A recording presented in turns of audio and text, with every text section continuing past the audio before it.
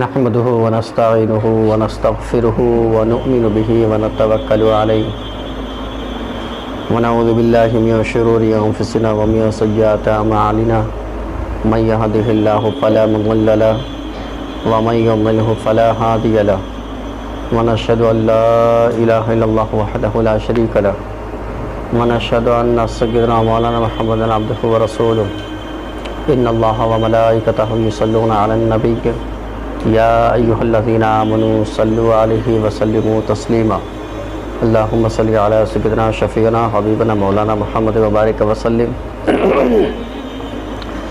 صلوا عليه صلاة وسلام عليك يا رسول الله صلی اللہ تعالی علیہ وآلہ وسلم۔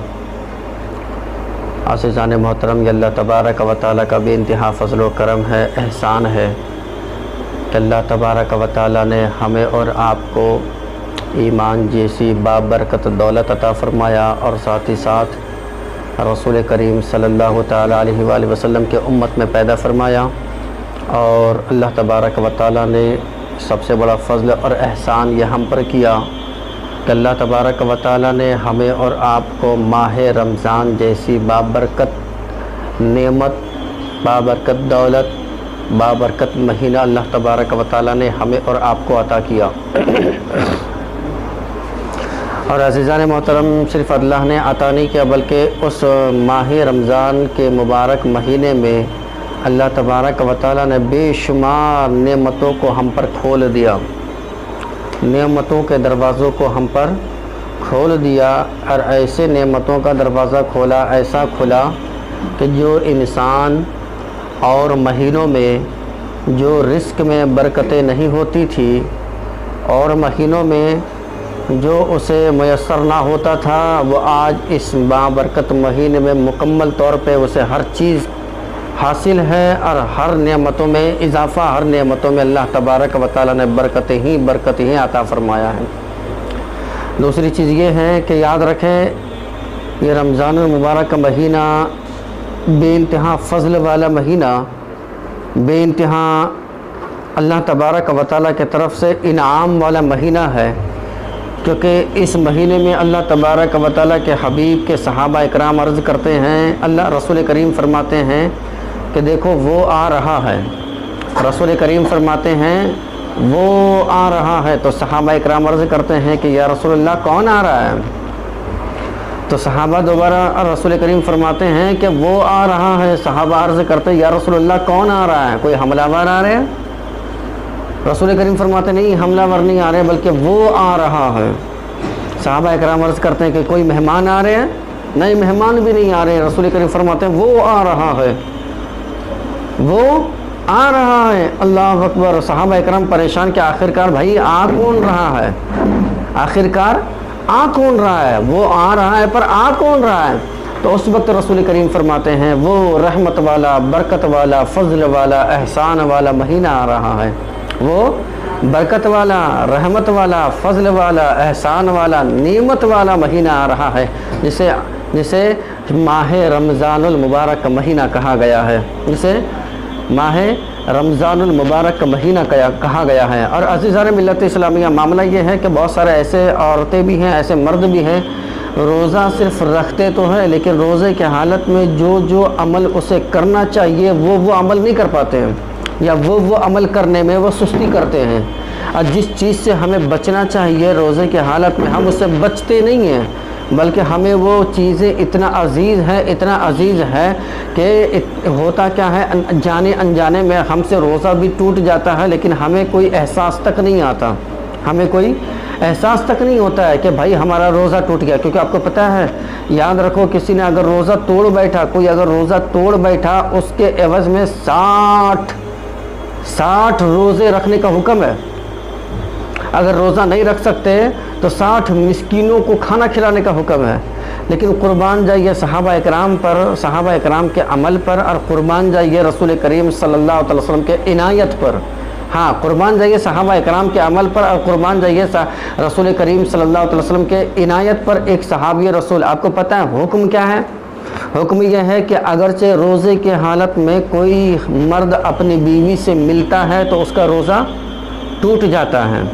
کوئی مرد اگر اپنی بیوی سے ملاقات کرتا ہے تو اس کا روزہ ٹوٹ جاتا ہے۔ اس لیے حکم ہوا ہے کہ جیسے رمضان المبارک کا مہینہ چڑھ گیا ہو تو فوراً اپنے بستر کو الگ کر لو، ہاں فوراً اپنے بستروں کو الگ کر لو۔ اور دوسری چیز یہ ہے، معاملہ کیا بنا کہ ایک صحابی اور رسول جو روزے کی حالت میں اپنی بیوی سے یعنی اپنی زوجہ سے ملاقات جب ہو گیا، ملاقات جب انہوں نے کر لیا تو بہت زیادہ غمگین ہوئے۔ کیوں غمگین ہوئے؟ کیونکہ ان کا روزہ ٹوٹ گیا، ہاں ان کا روزہ ٹوٹ گیا۔ اللہ اکبر! معاملہ کیا بنا؟ رسول کریم صلی اللہ علیہ وسلم کے چوکھٹ پہ حاضر ہوا بندہ، عرض کیا یا رسول اللہ میرا روزہ ٹوٹ گیا۔ کیا روزہ ٹوٹ گیا؟ کہ آپ کا حکم تھا کہ بیوی سے روزے کی حالت میں بیوی سے نہیں مل سکتے، لیکن کیا ہے میں نے مل لیا جس بنا پر میرا روزہ ٹوٹ گیا۔ اب بتائیے میں کیا کروں؟ رسول کریم فرماتے ہیں 60 لوگوں اس کے عوض میں 60 روزے رکھ۔ بندہ عرض کرتا ہے یا رسول اللہ 30 ہو نہ سکے 60؟ تو رسول کریم فرماتے ہیں ایک کام کر 60 لوگوں کو کھانا کھلا۔ تو بندہ عرض کرتا ہے یا پروردگار یا رسول اللہ ایک لوگوں کو نہیں کھلا سکتا، 60 کو کھلاؤں؟ ایک کو نہیں کھلا سکتا، میں 60 کو کھلاؤں؟ میں اس مکہ کے زمین میں، مدینے کے زمین میں سب سے زیادہ غریب آدمی ہوں، یہ شہر کے اندر سب سے زیادہ غریب آدمی ہوں، میں 60 لوگوں کو کہاں سے کھلاؤں گا؟ تو رسول کریم صلی اللہ علیہ وسلم فرماتے ہیں کہ ایک کام کر، تو باہر چبوترے پہ بیٹھ، تو باہر بیٹھ، انتظار کر۔ بندہ بیٹھا اور انتظار میں لگا ہوا۔ رسول کریم کے بارگاہ میں ایک شخص ٹوکرا بھر کے کھجوریں پیش کیا اور کیا کیا؟ یا رسول اللہ میں یہ تحفہ آپ کو پیش کر رہا ہوں۔ اللہ اکبر! رسول کریم نے اس تحفے کو قبول فرمایا، اور جب اس تحفے کو قبول فرمایا اسی غریب آدمی، مسکین آدمی کو یاد فرمایا۔ کہاں ہے وہ شخص؟ بلاؤ اسے۔ جب بندہ آیا اور رسول کریم فرماتے کیا ہے کہ دیکھو یہ ٹوکرا ہے جس کے اندر کھجوریں بھری پڑی ہے، تو میں کام کرو اس ٹوکرے سے کھجوریں کیا ہے 60 لوگوں میں تقسیم کر دو، جو تم نے روزہ توڑا اس کا کفارہ، اس کے حقوق ادا ہو جائیں گے۔ اللہ اکبر! اللہ اکبر! بندہ دیکھے نا، بندہ عرض کرتا یا پروردگارہ کہ حبیب اس پورے شہر میں سب سے زیادہ غریب میں ہی ہوں، اگر آپ اجازت دیں تو کیا میں اس ٹوکرے کو میں خود ہی رکھ لوں؟ اس ٹوکرے کو میں خود ہی رکھ لوں، اس کھجوروں کو میں خود ہی رکھ لوں؟ رسول کریم مسکرا اٹھے اور کیا فرماتے ہیں ہاں ایک کام کر، اس ٹوکرے اس کھجور کو تو ہی رکھ لے، لیکن یاد رکھنا یہ مسئلہ صرف اور صرف تیرے لیے تھا اور صرف تجھے اجازت تھی، اور اس کے بعد کسی کو اجازت دوبارہ نہیں ہوگی۔ تو کہنے کا مطلب یاد رکھیں کہ ایسا معاملہ ہوتا ہے کہ انسان ایسی چیزیں کر لیتا ہے اور اس کو پتہ ہی نہیں چلتا کہ میرا روزہ ہے بھی یا چل گیا، یا میرا روزہ باقی ہے یا ٹوٹ گیا۔ تو یاد رکھیں بہت ساری ایسی چیزیں ہیں جس سے انسان کا روزہ ٹوٹ جاتا ہے، اور بہت ساری ایسی چیزیں ہیں جس سے انسان کا روزہ مکروہ ہو جاتا ہے نا۔ تو اسی طرح جس طرح کے پہلی صورتحال میں کیا تھی بھائی؟ پہلے صورتحال میں یہ تھی کوئی انسان اگر جان بوجھ کر کے، یاد رکھے اس چیز کو، اس جملے کو بھی، کہ کوئی انسان جان بوجھ کر کے کھاتا پیتا ہے تو اس کا روزہ ٹوٹ گیا۔ اور ایک بات یہ بھی کہتا ہوا چلوں میں کہ یاد رکھو کچھ لوگ سستی کرتے ہیں، ہاں کچھ لوگ سستی کرتے ہیں۔ کیا کہ سستی کرتے ہیں کہ بھائی میں روزہ نہیں رکھ سکتا، گرمی بہت تیز ہے، دھوپ ہے، میں یہ کام کرتا ہوں، میں فلاں کام کرتا ہوں، میں ادھر جانا پڑتا ہے ادھر جانا پڑتا ہے۔ یار یہ بتاؤ یہ روزہ ہے یہ کس کے لیے ہے؟ یہ رب تعالیٰ کے لیے، اللہ کے لیے ہم روزہ رکھ رہے ہیں۔ تو سوچو اللہ کے لیے روزہ رکھ رہے ہیں، پھر ہم مطلب ہم جو ایسے سستیاں کرتے ہیں، پہلے یہ بھی تو سمجھ لیں کم سے کم کہ ہم کس کے لیے کرتے ہیں۔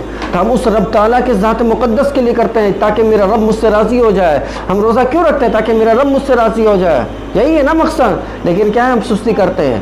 سستی کرنے سے پہلے انسان اگر یہ سوچ لے کہ بھائی میں روزہ رکھتا ہوں صرف اور صرف اللہ کے لیے روزہ رکھتا ہوں۔ یاد رکھنا اگر تم کمزور بھی ہوتے ہوئے نظر آؤ گے تو اللہ تبارک و تعالیٰ جو طاقت دینے کی ذات اللہ کی ہے اور کمزور بھی کرنے کی ذات اللہ ہی کی ہے۔ اگر تم یقینی کے ساتھ اگر اپنے رب تعالیٰ کے لیے اگر روزہ رکھتے ہو اسے راضی کرنے کے لیے، تو میں کہتا ہوں تمہارے بدن کے اندر کبھی سستی کاہلی پن آ ہی نہیں سکتا، تمہارے بدن کبھی کمزور ہو ہی نہیں سکتے۔ اور ایک بات یاد رکھنا، جب انسان بندہ مومن روزہ رکھتا ہے اور نیک عمل مکمل طور پہ کرتا ہے، اس کے چہرے کی روشنی دیکھو، اس کے چہرے کی رنگت دیکھو، اس کے چہرے کی خوبصورتی دیکھو۔ اب بغیر جو روزے دار ہے اس کے چہرے کو ملا لو، احساس خود بخود آپ کو ڈفرینس پتہ چل جائے گا۔ تو کہنے کا مطلب کیا ہے؟ جب ہم سستی کرتے ہیں کہ میں نہیں رکھ سکتا، جب ہم سستی کرتے ہیں کہ مجھے روزہ نہیں رکھ پاؤں گا، ٹوٹ جائے گا. یار تم نے اب پہلے سے ہی نیت کر لیا کہ ٹوٹ جائے گا، تم نے پہلے سے نیت کر لیا کہ کمزور ہوں میں. یار جب تم نے ارادہ کر ہی لیا کمزور ہوں تو طاقت کہاں سے آئے گی؟ جب میں پہلے ہی سے ارادہ کر لوں کہ میں نہیں پڑھ سکتا تو کیا خاک پڑھو گے تم؟ اگر میں نے پہلے سے ارادہ کر لیا کہ میں یہ کام نہیں کر سکتا تو کیسے کام ہوگا؟ نہیں ہو سکتا، کسی بھی صورتحال میں نہیں ہو سکتا. یاد رکھو اگر تم روزہ رکھتے ہو تو یہ سوچ کر رکھو کہ میں اپنے رب کی رضا کے لیے رکھ رہا ہوں، کیونکہ میرا رب روزہ کا حکم فرما رہا ہے اس لیے میں روزہ رکھتا ہوں. اور یقینی کے ساتھ انسان اپنے رب کی رضا کے لیے کرتا ہے. اگر اس کے اندر سستی اور کاہلی آنے والی بھی ہوگی تو انشاءاللہ تبارک و تعالی ختم ہو جائے گی. ہاں طاقت کی اگر کمی بھی ہوگی تو اللہ تبارک و تعالی بھرپور طاقت اور نعمتوں سے نوازے گا. اور عزیزان محترم ایک بات یاد رکھیں، کچھ چیزیں ہیں جس سے روزہ ٹوٹ جاتا ہے اور کچھ چیزیں ہیں جس سے روزہ مکروہ ہو جاتا ہے نا. اسی طرح کھانے پینے سے جان بوجھ کر، یہ بھی یاد رکھیں، جان بوجھ کر کھانے پینے سے روزہ ٹوٹ جاتا ہے. اسی طرح کسی نے غلطی سے کھا لیا، قصدن کس نے غلطی سے بھولے سے کچھ کھا لیا، پھر بعد میں یاد آیا کہ میں نے کیا ہے روزہ رکھا ہے، تو فوراً کلا کرے، فوراً منہ صاف کرے. اس کا روزہ نہ مکروہ ہوگا اور نہ ہی اس کا روزہ ٹوٹے گا. یہ ہمیشہ یاد رکھے، اس سے روزہ ٹوٹتا نہیں ہے. ہاں کوئی اگر انسان جان بوجھ کر کے کھاتا پیتا ہے اس بنا پر روزہ ٹوٹ جاتا ہے. اور جو انسان جان بوجھ کر کے روزہ توڑتا ہے اس کے لیے یہ ہے کہ اسے کفارہ ہر حال میں ادا کرنا ہوگا. کیا کفارہ کیا ہے؟ کہ اس کے بعد جو ہے 60 روزے مسلسل رکھو. ہاں 60 روزے مسلسل رکھو. اگر 60 روزے مسلسل نہ ہو سکے تو 60 مسکینوں کو، یعنی 60 ایسے انسانوں کو جو حق رکھتے ہیں کھانے کا، انہیں تم کھانا کھلاؤ. یہ یاد رکھے، تب جا کر کے تمہارا ایک روزے کا کفارہ ادا ہوگا. لیکن یاد رکھنا یہ نہیں ہے کہ روزہ کا ثواب ہم کو مکمل طور پر مل جائے گا، سو یہ ہرگز نہیں ہے. دوسری چیز یاد رکھے کہ اگر انسان اپنے آنکھوں میں، کسی کی آنکھ میں تکلیف ہے، کسی کی آنکھ میں تکلیف ہے اور اس نے ڈراپ ڈال دیا آنکھ میں، اس نے ڈراپ ڈالا آنکھ میں، تو روزہ ٹوٹے گا یا نہیں ٹوٹے گا؟ ہر حال میں اس کا روزہ ٹوٹ جائے گا.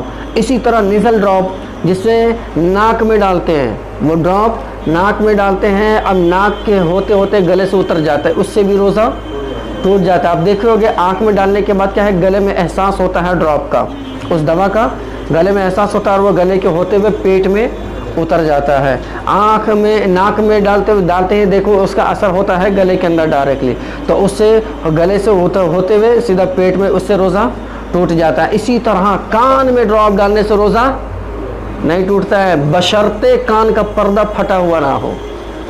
ہاں بشرطے کان کا پردہ پھٹا ہوا نہ ہو. اگر کان کا پردہ پھٹا ہوا اور کسی نے ڈال دیا تو روزہ ٹوٹ جائے گا. اسی طرح گوشت میں انجیکشن لینا روزہ ٹوٹ جائے گا. ہاں کوئی انسان بہت زیادہ طبیعت خراب ہے، روزہ رکھا ہوا ہے لیکن بہت زیادہ طبیعت خراب ہے، اس کو انجیکشن لینا ہے، ڈاکٹر نے کہہ دیا کہ نہیں کمر میں لینا ہوگا یا گوشت میں لینا ہوگا یا بازو میں لینا ہوگا، کسی نے انجیکشن بازو میں لگا دیا تو بھی اس کا روزہ ٹوٹ جائے گا، بچے گا نہیں اس کا روزہ، بلکہ اس کا روزہ مکمل طور پر ٹوٹ جائے گا. دوسری چیز یہ ہے کہ اگرچہ کسی ڈاکٹر نے نس میں انجیکشن دیا تو اس کا روزہ نہیں ٹوٹے گا. یہ بھی یاد رکھنا. کیوں یاد رکھو؟ اب اس کے بارے میں اس کی وضاحت کر دوں میں کہ یاد رکھنا گوشت کا تعلق پیٹ سے ہے. سمجھ آ رہی بات؟ گوشت کا تعلق پیٹ سے ہے، نس کا تعلق پیٹ سے نہیں ہے. بات سمجھ میں آ رہی بات؟ ہاں نس کا تعلق پیٹ سے نہیں ہے. پیٹ میں اناج جاتا ہے نہیں؟ پیٹ میں اناج جاتا ہے نا. اسی طرح کھانا جاتا ہے لیکن خون جاتا ہے کیا؟ نہیں جاتا نا. پیٹ میں اس کا کوئی تعلق نہیں ہے، تو نس سے پیٹ کا کوئی تعلق نہیں ہے. اگر اتفاقاً کسی نے نس میں انجیکشن لے لیا اس کا روزہ ہرگز نہیں ٹوٹے گا. ہاں گوشت میں اگر انجیکشن لیتا ہے تو اس کا روزہ ٹوٹ جائے گا. دوسری چیز یہ ہے اگرچہ کسی نے چاہے وہ نس میں لے چاہے گوشت میں لے، اگر طاقت والا انجیکشن لگاتا ہے تو بھی اس کا روزہ ٹوٹ جائے گا. یہ ہمیشہ یاد رکھیں. یہ ساری چیزیں تھیں جس سے روزہ ٹوٹتا ہے اور جس سے روزہ بچتا ہے. اور بھی بہت ساری تفسیر ہیں اور بھی بہت ساری ایسی چیزیں جس سے روزہ ٹوٹ جاتا ہے. اب دیکھیں آپ مکروہ والے روزے، مثال کے طور پہ میں نے سحر کیا، معاملہ ہوا کہ دانت میں کچھ پھنس گیا. میں نے سحری تو کیا لیکن دانت میں پھنس گیا، نکلا نہیں، بعد میں 12 ساڑھے 12 بجے تو نکل گیا، تو روزہ مکروہ ہو گیا. روزہ مکروہ کیونکہ دانت میں سے نکلا ہے، کھانا دانت میں بچا ہوا تھا، روزہ मकरूह हो जाएगा। दूसरी चीज़, कोई इंसान मिसवाक करता है, खून निकल आया दांत से, रोज़ा टूटेगा नहीं लेकिन मकरूह हो जाएगा। तीसरी चीज़, किसी ने कोलगेट और ब्रश से मुंह धोया, रोज़ा टूटेगा नहीं लेकिन हाँ मकरूह ज़रूर होगा। समझ आ रही बात? किसी ने मंजन से मुंह धोया, मंजन से, मालूम है डाबर लाल दांत मंजन है नहीं, विको मंजन आता है ना विको करके, उससे भी अगर किसी ने भी मुंह धोया तो उससे रोज़ा टूटेगा नहीं बल्कि क्या है, उससे रोज़ा मकरूह हो जाएगा। तीसरी चीज़, किसी ने गुल, कोई होता है इंसान गुल का आदी होता है, कोई इंसान गुल का आदी होता है, गुल से मुंह जब तक धोएगा नहीं तब तक उसको कुछ समझ में नहीं आता है। अगर किसी ने इंसान गुल से मुंह धोया तो रोज़ा टूटेगा नहीं बल्कि उसका रोज़ा मकरूह हो जाएगा, बशर्ते हलक के नीचे ना उतरे। ये बात हमेशा याद रखें, हलक के नीचे ना उतरे। और अज़ीज़ान मोहतरम, ये थी ये वो बातें थी जिससे क्या है रोज़ा टूट जाती हैं, और ये वो बातें थी जिससे रोज़ा बचती हैं, जिससे रोज़ा मकरूह हो जाता है ना। और एक बात याद रखें कि अगरचे इंसान अगरचे कोई शादीशुदा इंसान हो, अगरचे कोई शादीशुदा इंसान हो तो हुक्म है कि रमज़ानुल मुबारक के महीने में अपने बिस्तरों को अलग कर ले। दूसरी चीज़ क्या है? दूसरी चीज़ ये है कि रोज़े की हालत में बीवी से हम मुलाकात नहीं कर सकते क्योंकि मिलने से रोज़ा टूट जाता है। हाँ, ये याद रखें, अगरचे हम मिलना है, ये ज़रूरी नहीं है कि हम मिलना ही पूरे 30 दिन नहीं मिलना है हमको बल्कि ये है कि रात के पहर में अगर किसी ने मुलाकात कर लिया तो ज़रूरी ये है कि सहर से पहले आप गुस्ल से फारिग हो ले, उसके बाद सहर कर लें, है ना। क्योंकि आप रोज़े की हालत में मिलना टूट जाता है, तब ना टूटेगा। रोज़े की हालत में अगर मिलेंगे तब ना रोज़ा टूटेगा। और रात में कौन सा रोज़ा रखते हैं, समझाई बात?